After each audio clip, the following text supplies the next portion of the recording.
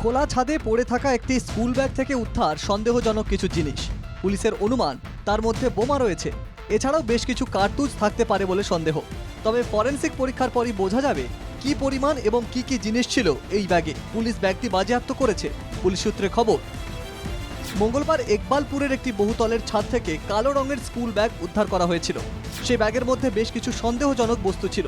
পুলিশের অনুমান ওই ব্যাগে 7টি তাজা বোমা থাকতে পারে, এছাড়াও কার্তুজ থাকতে পারে।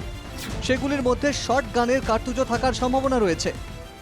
এখানে কোনো লোক এরকম সাজিশ করছে ফাঁসানোর জন্য।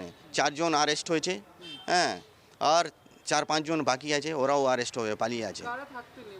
এইখানে ভাড়া দেওয়া আছে, ওরা মাল্টি ন্যাশনাল কোম্পানির ওই স্টাফরা থাকে, হ্যাঁ, ওরা ভালো লোক, খারাপ লোক নেই, ঠিক আছে, সব ভাড়া দেওয়া আছে। পুলিশ এখনো পর্যন্ত আমাকে বলেনি, যাচাই হচ্ছে, যাচাই করবে, ঠিক ধরবে। পুলিশের উপরে ভরসা আছে কি ও যাচাই করবে, ধরবে, ঠিক আছে, যে করেছে ওকে ছাড়বে না। হ্যাঁ, যখন আমাকে পুলিশ ডাকবে আমি যাব, ওর সঙ্গে সহযোগ করতে। কে বা কারা ছাদে ওই স্কুল ব্যাগ রেখেছিল তা নিয়ে সন্দেহ দানা বেঁধেছে। পুলিশ অস্ত্র আইনের ধারায় মামলা রুজু করে তদন্ত শুরু করেছে। এই বহুতলের আবাসিকদের জিজ্ঞাসাবাদ করা হচ্ছে বলেই পুলিশ সূত্রে খবর। Bureau report, NKTV Bangla.